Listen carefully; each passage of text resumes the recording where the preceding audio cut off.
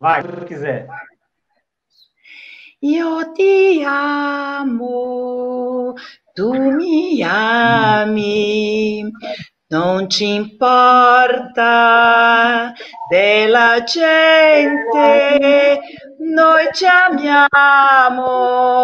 Não, errei. Noi insieme, noi ci amiamo, noi ci amiamo.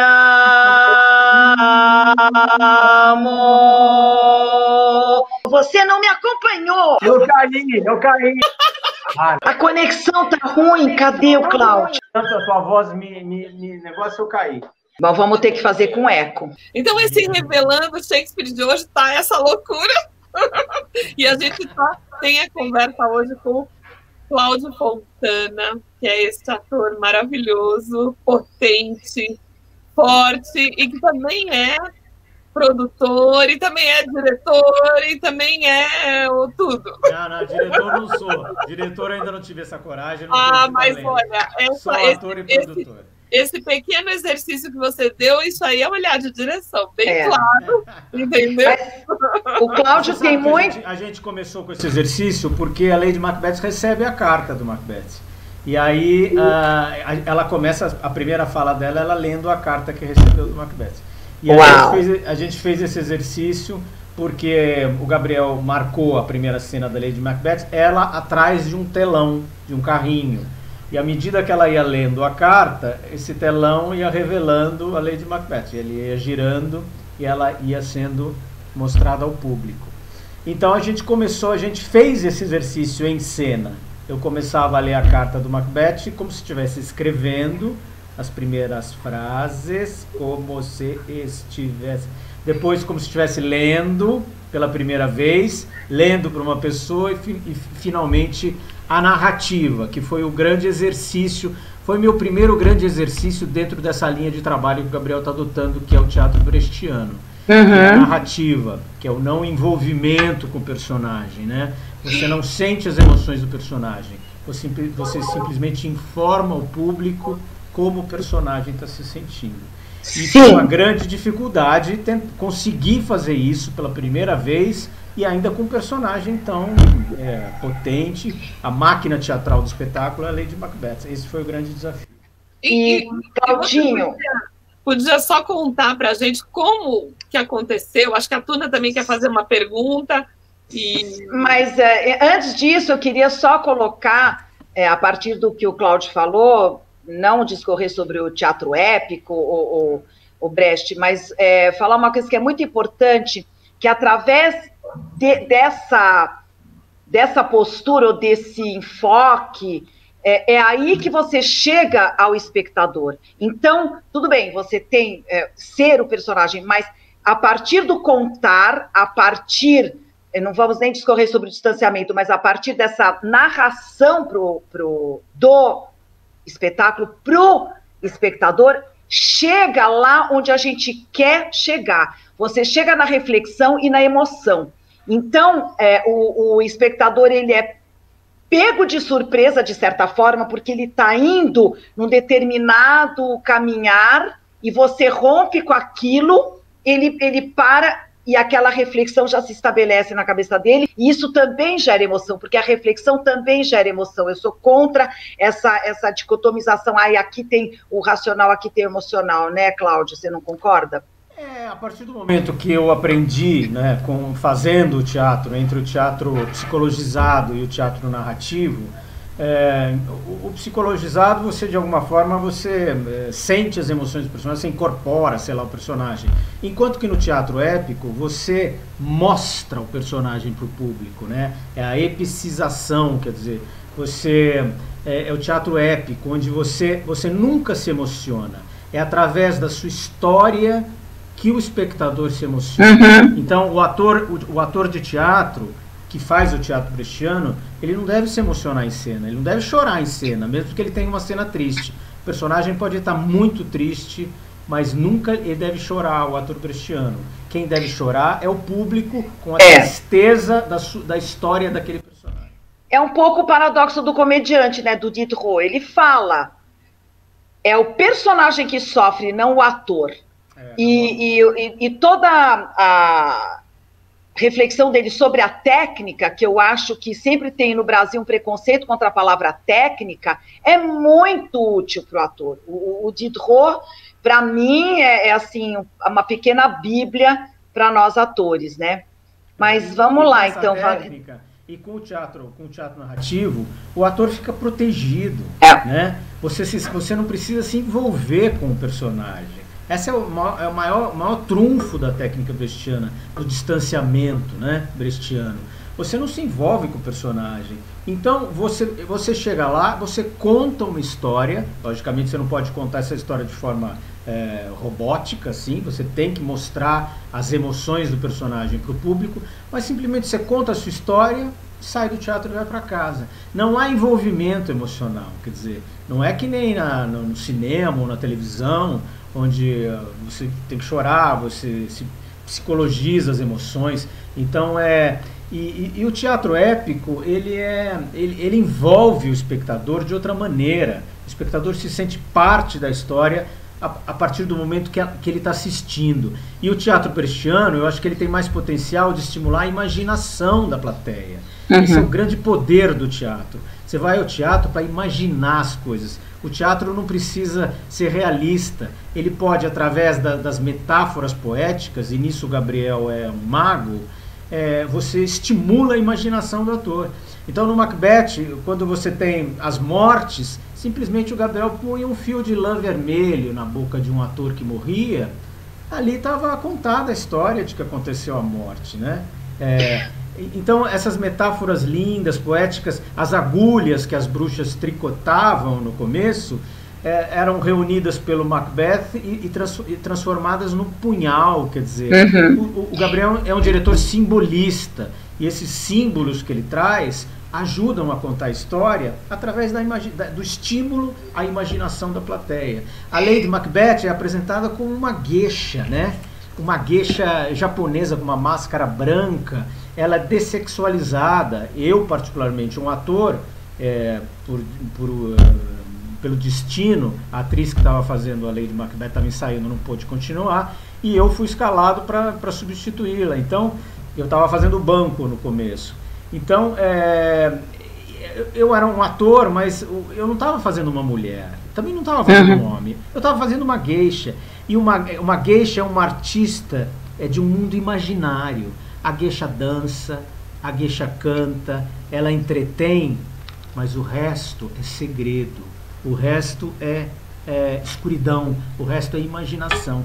Então, só essa composição que o Gabriel me deu, que a gente chegou a essa conclusão juntos, obviamente nos ensaios, já é um caminho maravilhoso. Ele colocou um véu, outro símbolo, uma seda nas minhas costas, e quando eu andava, eu e o Marcelo, a gente percebeu que aquilo flutuava, ou seja, a maldade. Então eu não estava fazendo uma mulher, eu estava fazendo a maldade. Essa mulher flutuava, e a maldade, ela flutua, ela se infiltra, né? As pessoas más, elas infiltram o seu veneno na vida das outras.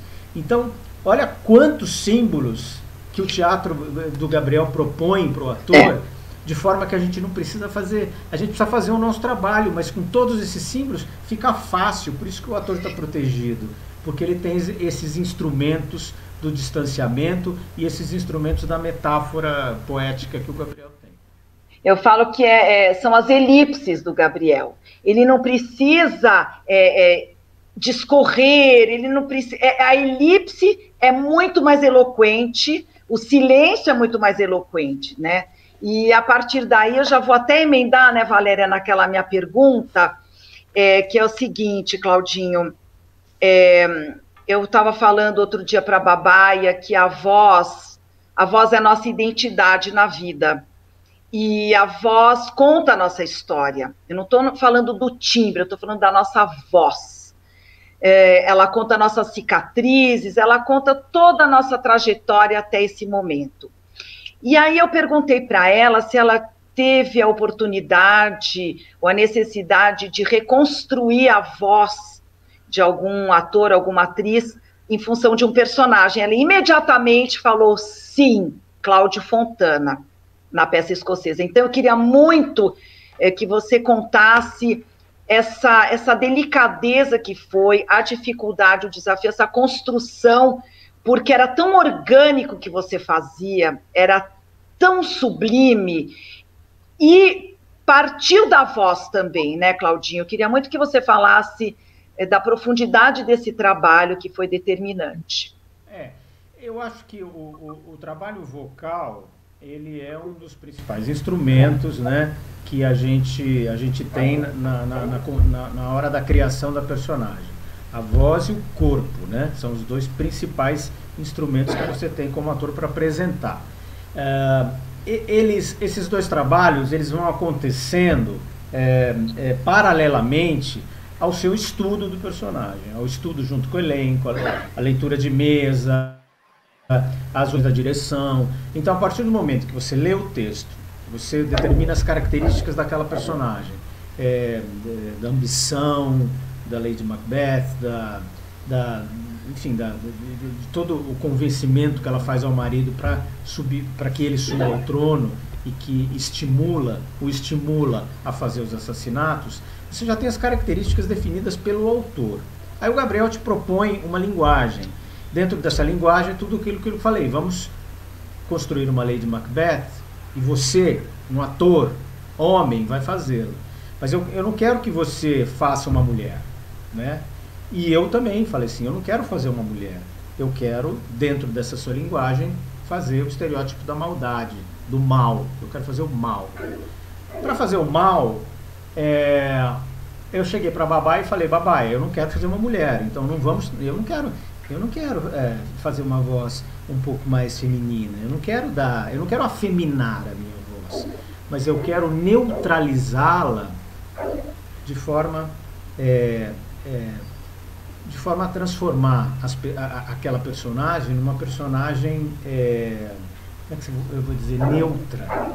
É a neutralidade do mal. Ela é neutra, lógico que ela tem as emoções, mas é quase que a partitura vocal quase que não tinha altos e baixos. Não, era uma partitura tranquila, a tranquilidade, a serenidade do mal. É isso que a gente buscou na voz. E as imprecações, que é uma das cenas mais lindas da Lady Macbeth, venham espíritos que velam pelos pensamentos mais criminosos, privem-me da fragilidade do meu sexo e alimentem todo o meu ser com a mais deslavada crueldade. Isso tem que ser falado de uma forma tranquila, de uma forma que essas palavras se transformem numa força, e quanto menos você grita, mais forte isso chega na plateia. Então a gente trabalhou essa neutralidade vocal, essa isenção de emoções, né, à primeira vista, essa dissimulação da maldade. A voz mostrava essa dissimulação. Quando ela recebe o rei no palácio na casa do Macbeth, ela recebe o rei. Ela recebe o rei sabendo que já há um plano para matá-lo, né? Que ela já convenceu o marido a matar o rei à noite, quando o rei vai dormir. Ela recebe, mas com uma simpatia. E o público sabe que ela está mentindo, mas ela não pode deixar transparecer nem para o público, nem para o rei. Ela já planejou tudo. Então, tudo isso é trabalhado com a voz.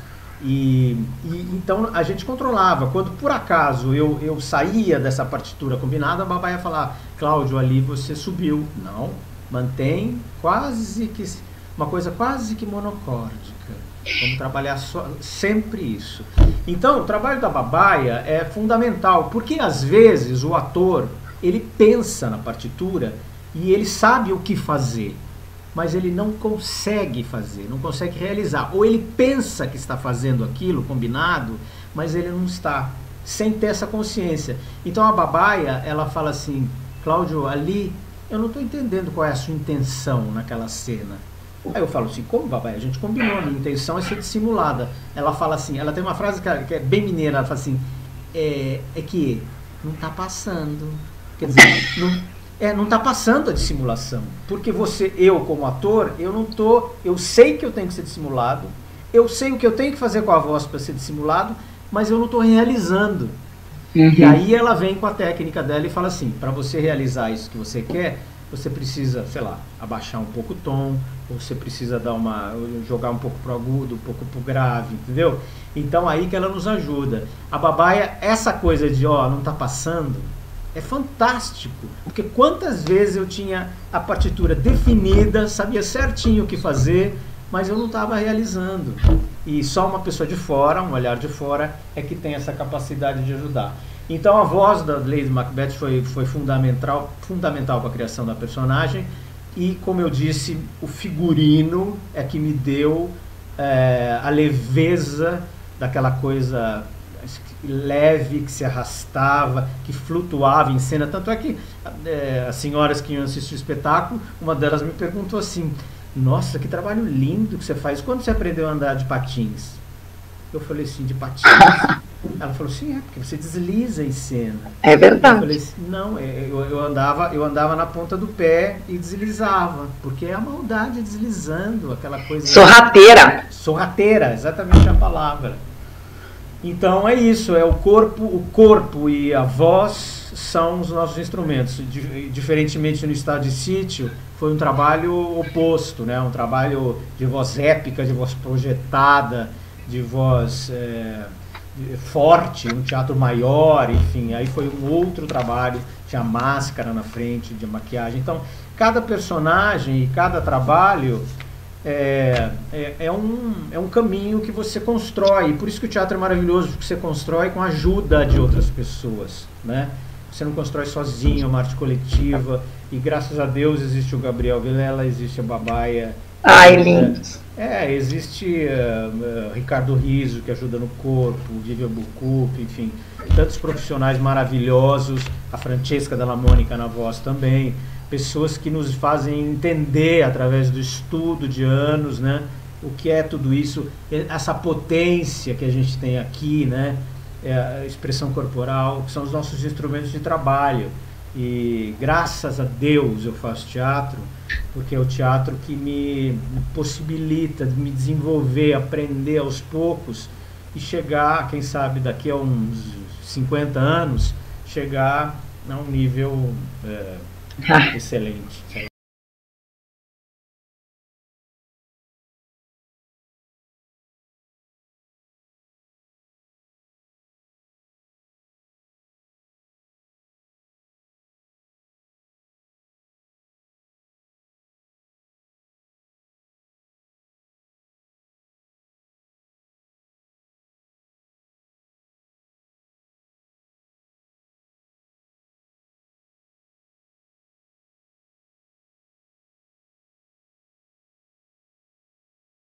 Salve Macbeth! Salve Barão de Glamis! Salve Macbeth! Salve Barão de Codor! Salve Macbeth! Que será rei um dia! Se eu tivesse jurado, assim como você jurou... E se fracassarmos? Estique a coragem até o limite, que não iremos fracassar. Quem não ficará convencido de que foram os próprios sentinelas que cometeram o crime, depois de termos usado seus punhais e manchado suas roupas de sangue? Quem ousará supor outra coisa, quando lamentarmos sua morte com lágrimas e gritos de dor?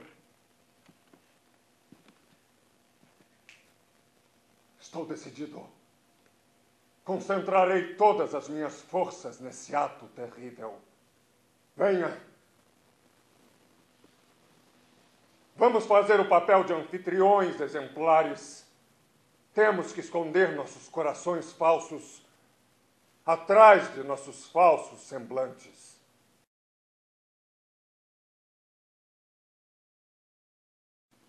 A lua já sumiu, mas não ouviu o relógio bater. Andam economizando luz lá no céu. As estrelas estão todas apagadas. Meus olhos pesam como chumbo, mas tenho receio de dormir. Oh, Deus, impeça que pensamentos malignos me visitem durante o sono. Quem está aí? Um amigo. Ainda de pé? O rei já foi dormir. Sonhei com as 3 bruxas ontem à noite. Até agora elas não erraram. Não tenho pensado nelas. Quando chegar a hora, me dê o seu apoio e se sairá muito bem. Farei o que quiser, desde que não afete minha honra, nem minha lealdade ao rei. Chão firme. Não escute meus passos. Não denuncie o caminho que irei tomar, pois o momento é propício para realizar a minha horrorosa tarefa. Enquanto eu apenas ameaço, o rei vive. Pensar em excesso só serve para esfriar a nossa coragem. Eu vou. E está feito. Duncan! Veja se desperta com essas batidas. Como eu gostaria que você conseguisse. De pé! Contemplem a imagem do juízo final.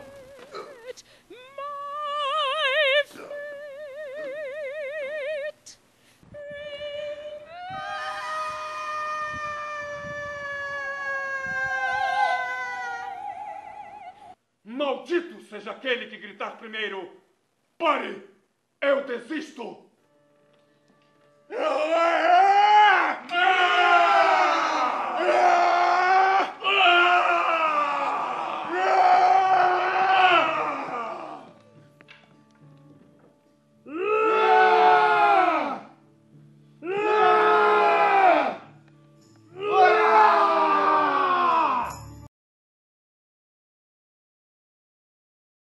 Não, muito importante isso tudo que você falou, porque, né, Valéria, não são só ferramentas, né? Você, sim, em última instância, está falando da verdade cênica. E isso é totalmente detectável. Sempre. Quando o ator foge daquilo, se ele vai no automático, a gente já detecta e a gente rompe aquela relação, né? Não tem jeito. Então, você falou realmente da base, do fundamento e da fundação do nosso trabalho, Cláudia. É muito rico tudo que você falou. E o Shakespeare, né, Valéria, para a gente agora chegar também no âmago, né, do nosso encontro, que é o bardo. O Shakespeare, por trabalhar o humano com tanta profundidade e sem pudor, ele vai para esse lugar que você descreveu agora. Isso é totalmente... Traz a universalidade de Shakespeare, está nisso. O Gabriel, por exemplo, ao montar Romeu e Julieta, ele trouxe o Shakespeare para nós, para a nossa realidade, né, para a nossa cultura. É Brasil ali, né, é Minas. E a história é como se o Shakespeare tivesse escrito isso ali, enfim, debaixo de uma igreja mineira, enfim, numa cidade mineira. Ele traz toda essa coisa brasileira mesmo do Romeu e Julieta, do Shakespeare, para nós. Por exemplo, quando ele também coloca os elementos as metáforas dele em cena, os símbolos dele, ele define o Romeu e Julieta como a tragédia da precipitação, ou seja, a tragédia só acontece porque dois jovens, no auge da paixão, se encontram. Então, o que ele fez? Ele colocou o Romeu e Julieta, ela em cima de uma sapatilha de pontas, ela é uma bailarina, que ela está sempre se desequilibrando, ele em cima numa perna de pau, ou seja, a gente fica toda hora achando que eles vão cair em cena. E é a precipitação do amor, da paixão, é o que levou duas famílias rivais, né, a terem os seus filhos apaixonados. Então, é isso que o Gabriel traz, né? E o Macbeth é tão universal e a nossa montagem foi tão atingiu tanto público que quando a gente estava perto de Campinas, no Teatro de Vinhedo, que, graças a Deus a gente viajou bastante também com a peça. Aí eu estava falando a parte em que a Lady Macbeth chega perto do público e fala assim: eu esmagaria o crânio de uma criança recém-nascida, se fosse preciso.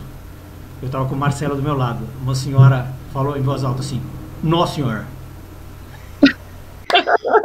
Quando ela falou nó, senhora, nó, senhora.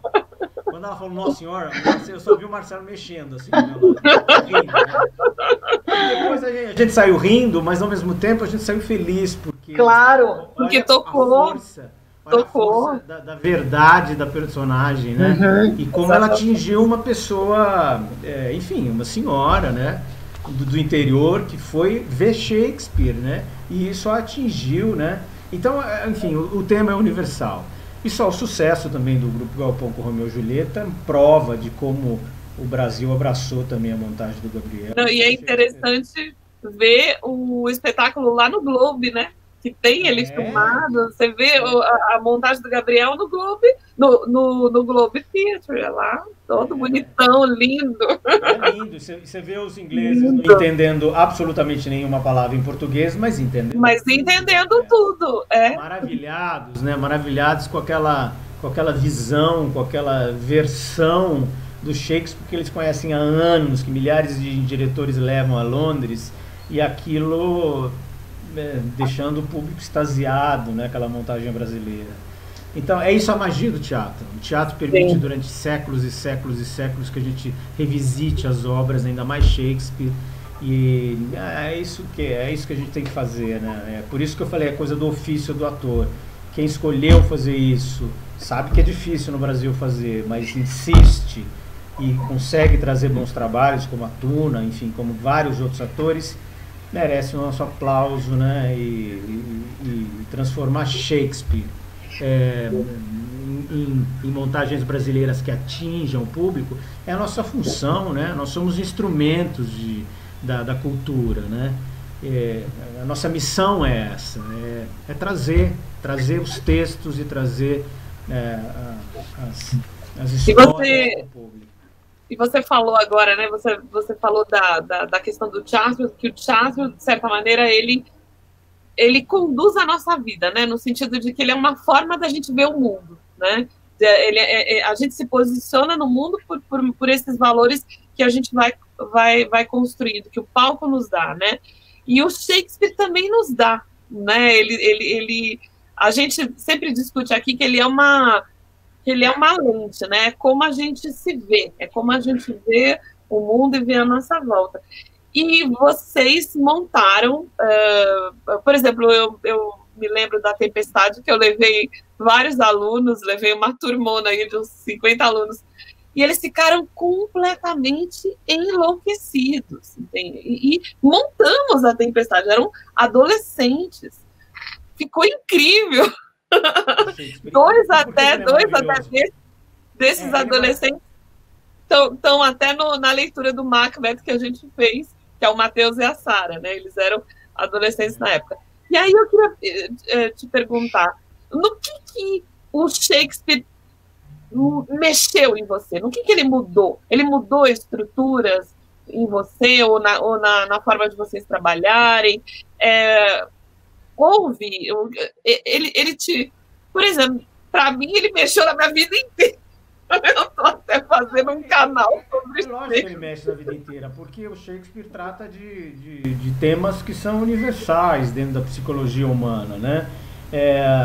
Então, por exemplo, quando eu comecei a gente ler o texto, o Macbeth é um dos textos mais curtos do Shakespeare. É o mais curto. Muitos dizem que, enfim, pedaços estão faltando das cenas, né? O que chegou para nós, enfim, tá faltando coisa. Então, quando você vê o gráfico da Lady Macbeth, você vê toda a conquista dela, ela convence o marido a assassinar, e depois tem a cena dela enlouquecida. Então, a princípio eu parei e falei assim, opa, como é que eu vou fazer isso? Sem querer saber por quê, né? Eu acho que a gente não tem que saber por quê, não é Stanislavski. Não quero saber por que ela tem, com que emoção ela vai entrar em cena, o histórico dela, como é que ela foi a infância dela, nada disso importa. Stanislavski não importa em teatro brechtiano. Mas é preciso que você entenda, que você saiba a motivação que leva à loucura, simplesmente o conhecimento. Foi aí que eu entendi e fui pesquisar e vi que existe uma grande discussão sobre os motivos que fazem a Lady Macbeth enlouquecer. E foi aí que eu entrei pesquisando, que eu encontrei esse texto do Freud, o Arruinados pelo Êxito, que ele cita o caso da Lady Macbeth. Arruinados pelo Êxito é um texto que Freud escreveu em 1916, onde ele cita exemplos de pacientes dele que levaram uma vida inteira para conseguir o que queriam, né, batalhando por aquilo, e quando conseguem, ao invés de aproveitar, ao invés de ter prazer com a conquista, eles enlouquecem, porque eles são arruinados pelo êxito. Então ele cita o caso de acho que é um médico que quer ser promovido, ele é assistente, quer ser promovido ao cargo de um advogado, uma coisa assim, quer chegar ao cargo do patrão, e quando o chefe se aposenta, ele consegue a promoção, graças aos seus méritos, que a vida inteira ele quis. Quando ele consegue o cargo, ele começa a adoecer mentalmente, de conseguir aquilo. E tem outro caso também de uma mulher que ela se apaixona por um homem, a família não gosta dela, ela tem um passado também discutível, e ela tenta essa família dele, os filhos não aprovam ela, e quando finalmente ela consegue, e quando esse homem decide realmente casar com ela, na hora ela enlouquece também, ou seja, depois do casamento ela enlouquece, ela não consegue aproveitar, ter prazer com o êxito. Então esse trabalho já justificou na minha cabeça, entendeu? Existia o Freud analisando psicologicamente a coisa do superego, e já justificou para mim, não precisava de mais nada. E aí eu entrava na cena completamente seguro de que havia um embasamento científico para aquela cena, entendeu? E eu não me preocupava mais em não entender aquela cena. E se alguém do público me perguntasse, mas por que ela enlouqueceu? Você tinha esse trabalho do Freud que explicava isso. Então, eu acho que a gente tem que pesquisar, mas nunca também se preocupar com a historinha do personagem. Mas o trabalho do Freud realmente me ajudou muito a fazer aquela cena, que é uma das cenas mais difíceis do teatro. Você falou muitas coisas agora que me remeteram, Claudinho, a tragédia grega, obviamente, né, a falha trágica, né, porque a ambição é a falha trágica, é o que leva a pessoa à sua ruína, né? E a outra coisa também, né, Valéria, que a gente trabalhou muito na peça escocesa, que vocês já sabem que eu não falo mesmo, foi assim que o casal consegue o que quer, a libido termina. Então, o sentimento de culpa brocha as pessoas, você conseguir uma coisa que você queria tanto, mas com meios tão violentos, tão sanguinários, tira a libido, você já conseguiu aquilo. E a outra coisa também que eu me lembro... Mas moralismo, né, Tuna? Claro que não, o Shakespeare não tem isso, o Shakespeare não julga. O Shakespeare, ele faz um raio-x do ser humano. Pá, tá aqui. Você se espelha, você veste a carapuça, você se identifica, não tem jeito, ele não julga, isso é a coisa mais grande, uma das coisas mais grandiosas dele, né? E eu me lembro que na minha primeira live aqui eu tinha falado de uma das coisas que mais me fascinam também no Shakespeare, é como ele mostra o quanto o ser humano é capaz, o que ele é capaz de fazer para conseguir o que ele quer, no amor, ou no trabalho, ou no poder. O que você é capaz de fazer para conseguir o que você quer, que aí você pode até se remeter a Maquiavel, se os meios, se os fins justificam os meios, o príncipe, você pode discorrer o que você quiser, fazer a digressão que você quiser, mas basicamente, na nossa vida e no teatro, a gente faria qualquer coisa, dadas as devidas proporções, porque a gente tem humanidade, princípios e uma moral, você faria qualquer coisa para conseguir o que você quer no teatro, porque o teatro é a tua vida. E tem essa dialética, né, que a Valéria estava falando, né, o quanto o teatro faz a gente ver o mundo de alguma maneira, mas para mim ainda vem antes, que aí que está essa dialética. Eu fui para o teatro até sem saber, Tuna, eu, atriz, porque eu já via o mundo de uma determinada maneira, porque eu já tinha um espírito libertário, transgressor, e de querer me comunicar com um monte de gente ao mesmo tempo, e de querer botar uma semente de humanidade dentro de todo mundo. Então, a gente é levado ao teatro. Então, existe essa dialética de que o teatro leva, mas a gente também é levado para o teatro, e às vezes sem saber. Também de uma maneira sorrateira, no bom sentido, né? Não sei se vocês concordam. Eu concordo muito com isso. O teatro a gente sempre está se questionando sempre por que a gente sofre e está fazendo isso, né? E por que a gente segue nesse ofício. Temos um governo que não apoia nada da cultura, cultura esquecida, abandonada, sem política cultural alguma para nos ajudar, para promover a educação, promover a cultura, para levar o teatro a todos os cantos do país. Por que a gente continua fazendo essa jossa?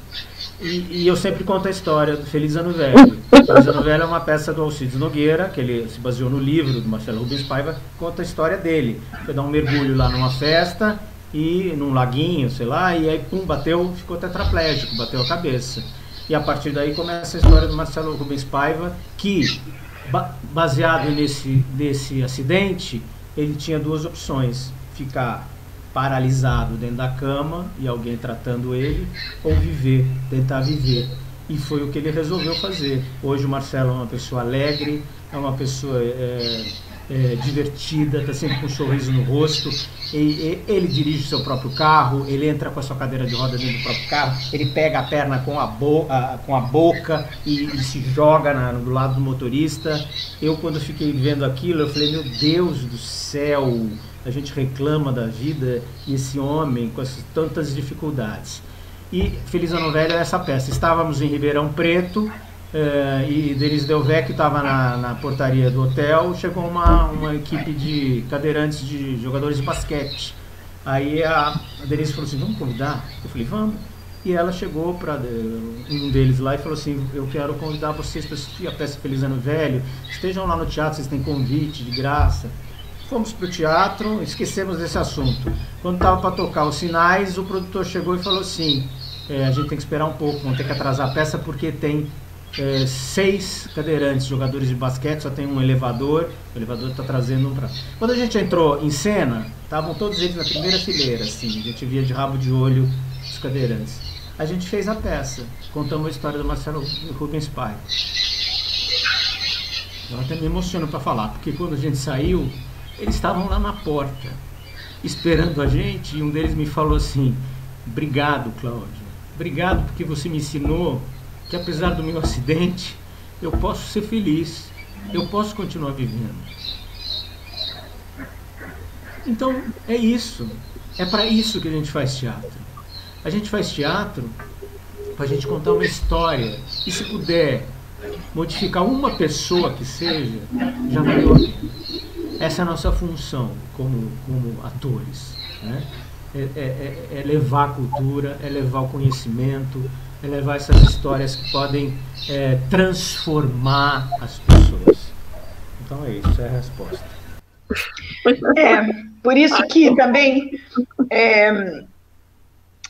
é tão cruel, né, o que a gente está vivendo hoje, porque a gente está sendo alijado do que a gente nasceu para fazer, né? E você falou mas há pouco, assim, da palavra desespero, né? Que eu falo assim, a ferramenta do desespero, né? Essas lives são a ferramenta do desespero. E sem tempo para acabar, mas Cláudio e Valéria, que eu depois queria também te contar, Cláudio, que a Valéria fez um Hamlet ex machina, ela fez a Rainha Gertrudes de uma maneira extraordinária também, né? Então, como o Shakespeare, ele tem desdobramentos em tudo, né? Na vida cotidiana, no cinema, na ópera, no teatro, na TV, ele impregna a nossa vida de tudo, né? E o Rainer Miller pegar o Shakespeare, o Boto Strauss pegou O Sonho de uma Noite de Verão e fez O Parque, né? Depois eu queria que a Valéria te contasse um pouquinho dessa construção dela também, que vai muito de encontro ao brechtiano que você tão bem descreveu.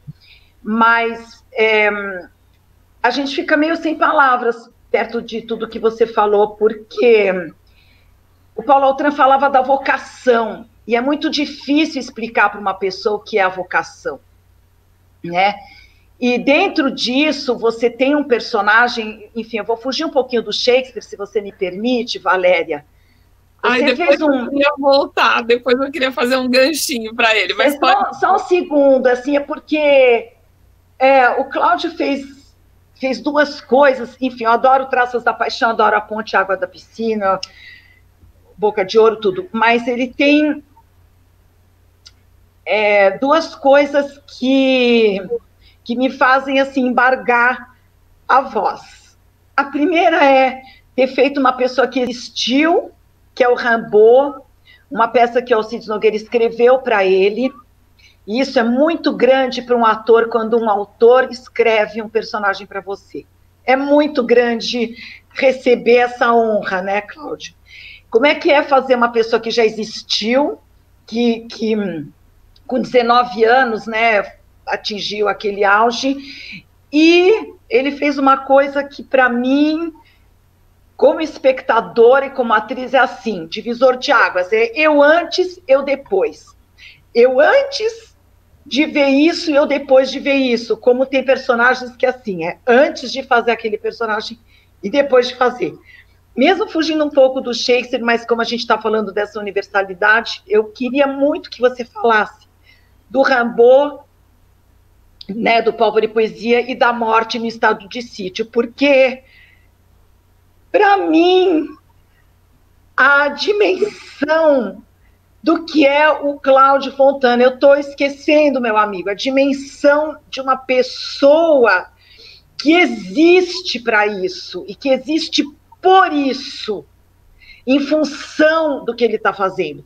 São dois momentos de uma grandeza que é unânime, eu não estou falando uma coisa só por mim, que são exatamente isso, o que é o teatro que vai mudar a tua vida, ela vai mudar o que você é, ela vai mudar o teu jeito de ver o mundo depois que você assistiu aquilo.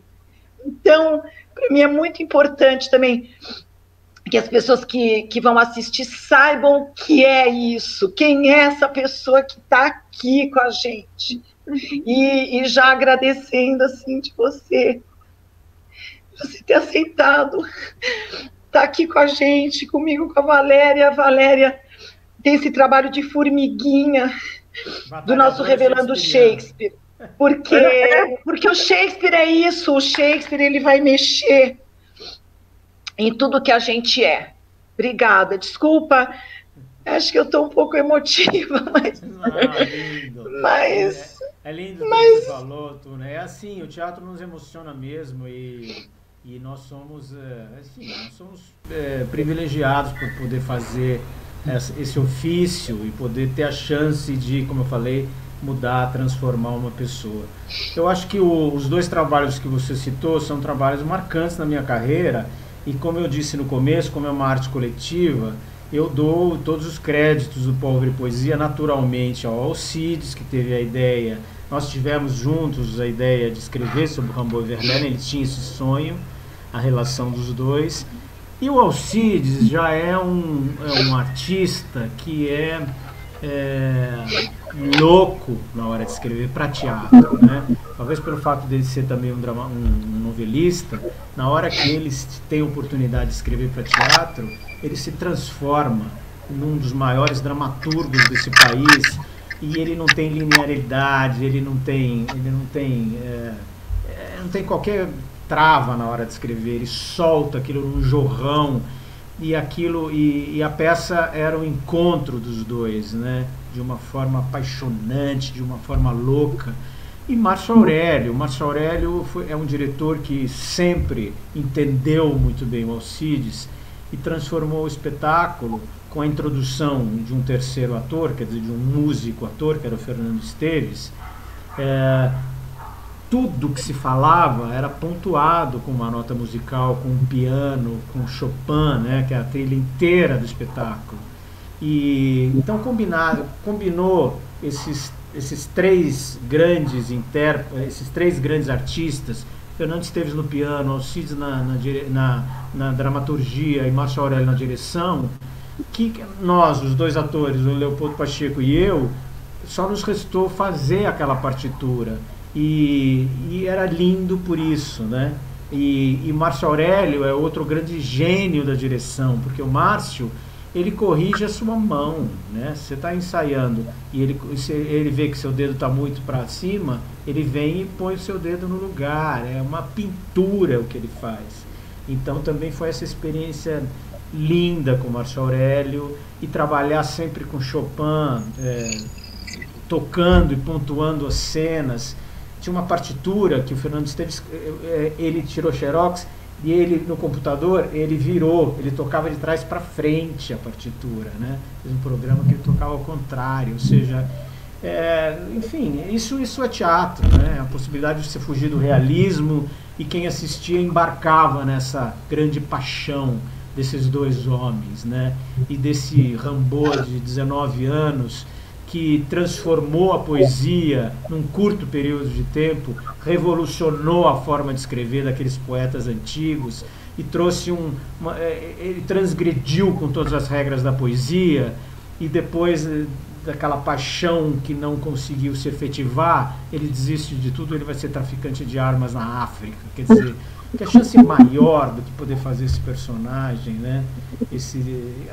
Aí é realmente a oportunidade que a vida nos traz. E a morte do estado de sítio é outra coincidência divina, porque a gente começou a ensaiar esse espetáculo quando o Temer decretou o estado de sítio no Rio de Janeiro. A gente falou assim, vamos montar essa peça. E até lá a gente foi vendo o crescimento da direita conservadora no Brasil, a eleição do Bolsonaro, a campanha dele, e as coisas começavam a ter sentido no que era dito. A invasão de um sistema totalitário, da peste invadindo a cidade para dominar aquelas pessoas e tentar estabelecer a força dos seus conceitos, né? E só através do amor de dois jovens na história é que se consegue vencer essa peste, né? E mandam embora essa peste. E eu fazia, o Camus escreveu A Peste e a Secretária. Eu fazia a secretária da peste. É uma mulher também, né?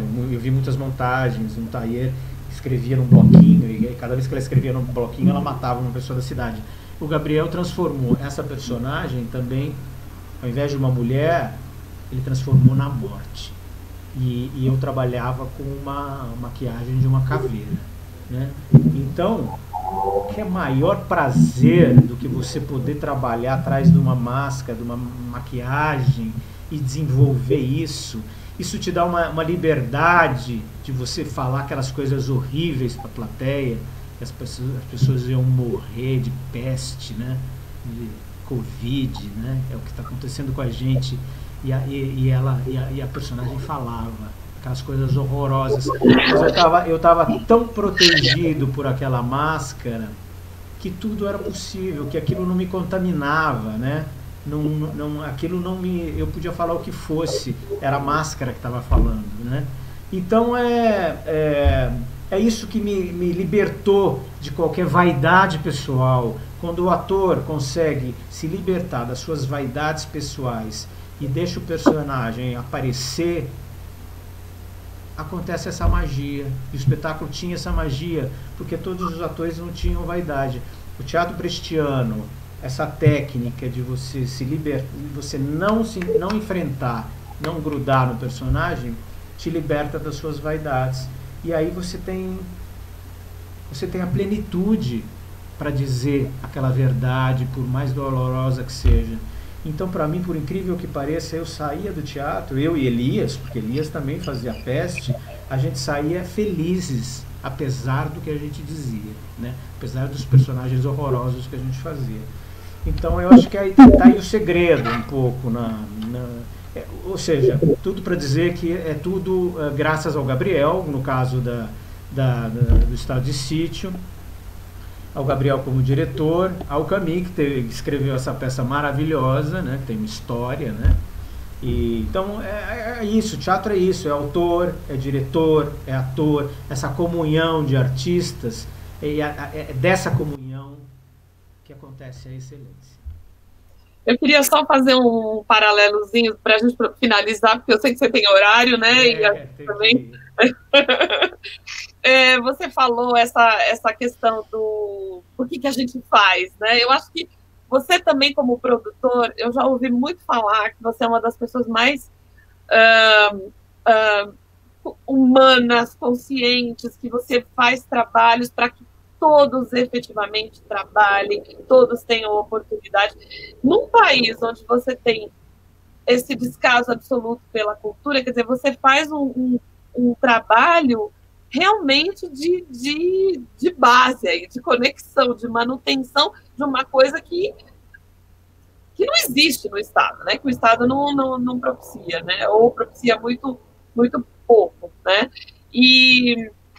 Então, quer dizer, você é um homem de teatro em várias funções, né?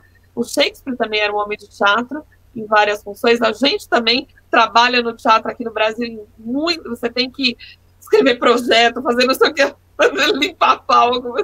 A Tuna falou do espetáculo do Hamlet Ex Machina que o meu coletivo faz, que agora não está podendo fazer, mas a gente tem uma estrutura de gaiola, entendeu? Onde você monta o cenário todo é lá dentro. Então você tem a companhia que trabalha junto, os atores que montam junto, que desmontam junto, que arrumam.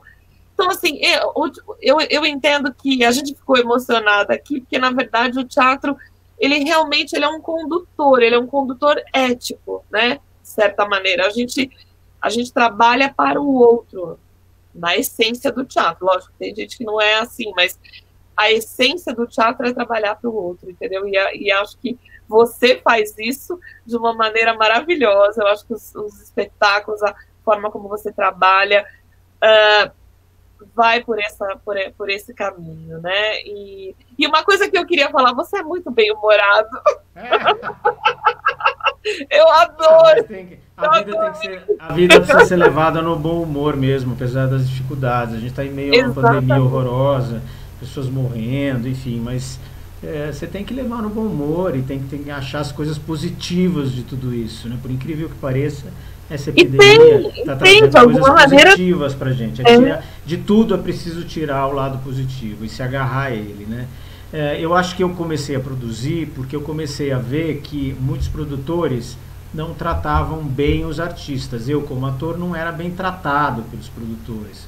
Uma série de problemas, ou a produção não tinha dinheiro, ou o produtor achava que ele era o dono do projeto, né? Tem produtor até hoje que quer colocar fulano de tal e Ministério da Cultura apresentam, né?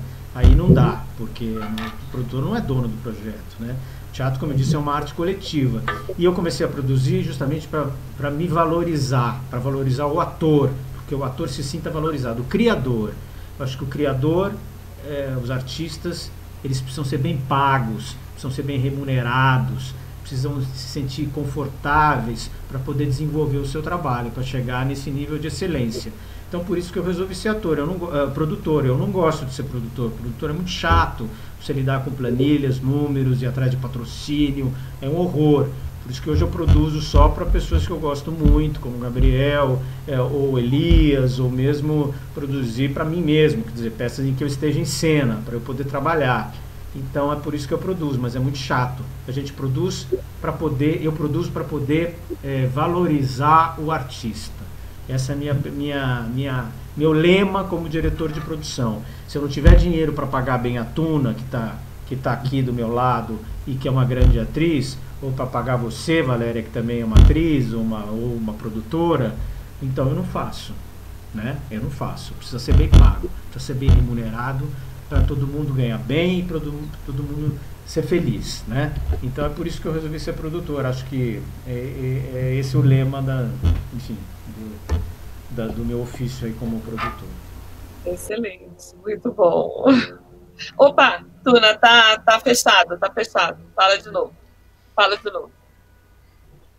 Eu queria dizer que tem uma expressão em francês que eu adoro, bête de théâtre. Bête de théâtre é difícil traduzir, porque não é um bicho de teatro, mas vamos traduzir como um animal teatral. Mas um bête de théâtre é isso que a gente é.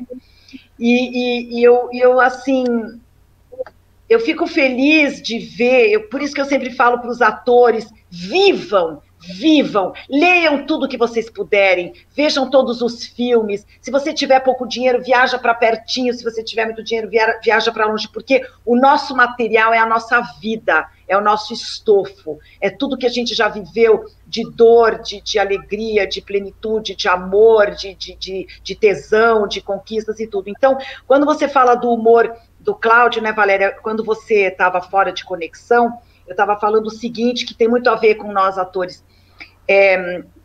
Você, Cláudio, tem tanta vida, tanta experiência de vida, como nós, eu acho que nós três aqui, a gente nunca se amargurou. E um dos grandes trunfos de um ator, para mim, é isso, é estar conectado com o lúdico, é estar conectado com o Eros. O Eros é a criação, o Eros é a nossa pulsão de vida, o Eros é o que faz a gente ir para frente, o que move a gente. E é pegar todas as nossas dores profundas e transformar em arte. E é por isso que eu vejo assim, essa redoma do humor, porque se o Cláudio coloca toda a sensibilidade dele na bandeja, não sobra nada, porque ele vai se esfarelar de tanto que ele é uma xicrinha de porcelana japonesa. Acho que todos nós aqui somos essa xicrinha. O Gabriel é uma xicrinha também de porcelana japonesa que chama casca de ovo, que é a coisa mais refinada, mais delicada que existe, né? Então, eu quero te agradecer, assim, com toda a humildade e dizer que nós somos muito despudorados e isso é um grande trunfo para o ator, é o despudor.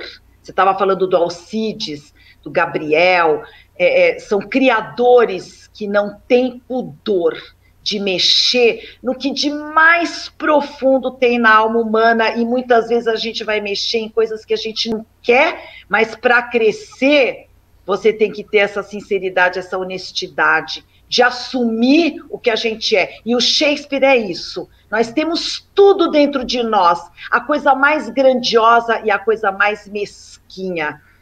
A gente na vida escolhe o que a gente vai desenvolver, mas o Shakespeare é isso, né? Ele é esse raio-x, esse espelho, essa tradução de tudo que a gente é, né? Então, muito obrigada, Valéria, Cláudio, obrigada. Cláudio. Eu que agradeço, gente. Uma delícia a conversa. Demorou para a gente se encontrar, mas agora não dá vontade de parar nunca.